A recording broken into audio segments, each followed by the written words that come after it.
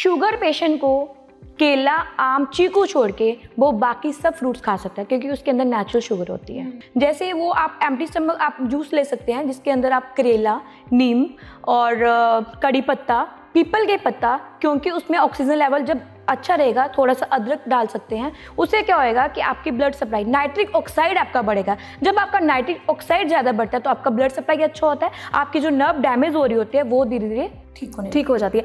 आपको stress free life जीनी है, balance diet लेनी है अपनी, और अपना फिजिकल एक्सरसाइज करिए। क्योंकि जितने भी लोगों को शुगर का प्रॉब्लम आता है, मोस्टली क्या होता है कि अगर आप जॉब में हैं, जॉब सिटिंग करते रहते हैं, तो आपका ब्लड सप्लाई कहीं ना कहीं रुका होता है। आपको फिजिकल एक्सरसाइज बढ़ानी है अपनी, आपको डाइट ऐसी लेनी है जिसके अंदर कार्बोहाइड्रेट्स की मात्रा कम हो, लेकिन जो उसके अंदर जो मतलब प्रोटीन लेवल, जहाँ उसका जो भी फाइबर लेवल वो ज़्यादा होना चाहिए, कैलोरीज कम होनी चाहिए। मैंने अक्सर देखा है जितने डायबिटिक पेशेंट होते हैं उनके पैरों के नेल्स खराब हो जाते हैं।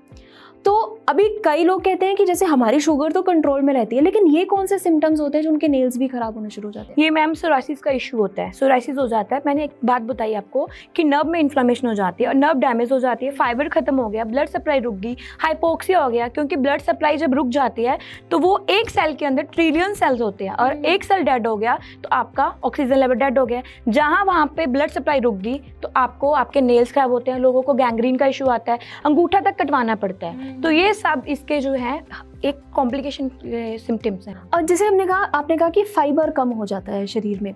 अब अगर हम बात करें, फ्रूट्स में बेहद फाइबर होता है, पर फ्रूट्स बहुत कम है जो शुगर पेशेंट खा सकते हैं, तो फाइबर इनटेक शुगर पेशेंट कैसे ले सकता है? मैम सैलड ले लीजिए, सैलड है जैसे खीरा ले लीजिए, मूली ले लीजिए, टमाटर ले लीजिए।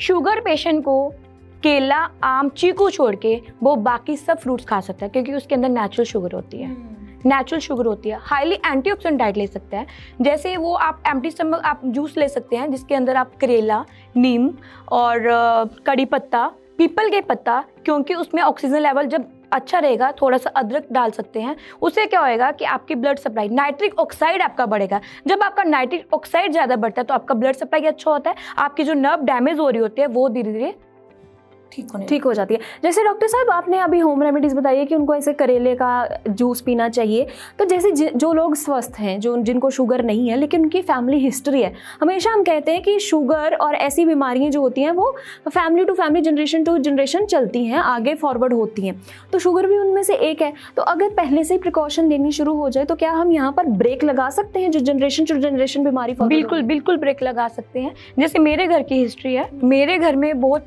हेरिडिटरी इशू है, मेरे दादा परदादा को शुगर का इशू था, लेकिन आज जो हमारी नेक्स्ट जनरेशन उनको नहीं है ये प्रॉब्लम। रीजन बिहाइंड क्योंकि उनका लाइफस्टाइल सही है।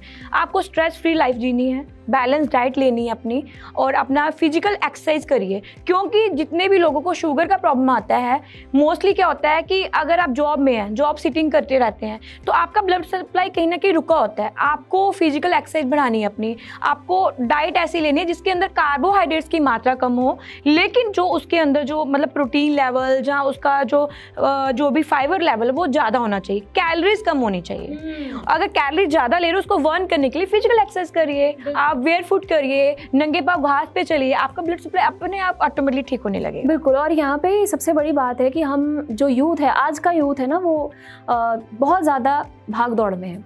भाग दौड़ में तो है लेकिन वो दौड़ नहीं रहा है, सिर्फ काम के प्रति, पैसे के पीछे भाग रहा है। तो यहाँ पे ज़रूर मैं एक हेल्थ टिप जैसे ये कह रहे हैं कि आपको मूवमेंट ज़रूर बॉडी की रखनी चाहिए। तो जिन लोगों की सिटिंग जॉब रहती है, स्पेशली हम लोगों की भी बहुत सिटिंग होती है, तो बट हमें कोशिश करनी चाहिए कि हम अपनी बॉडी को थोड़ा थोड़ा मूवमेंट में ज़रूर रखें। कभी बीच में उठ के पानी पिए आएँ, थोड़ा सा चल लें, ताकि हमारी ब्लड सर्कुलेशन जो है वो चलता रहे और ईजिली हम इन ऐसी बीमारियों से, गंभीर बीमारियों से जो है अपने आप को दूर ही रखें।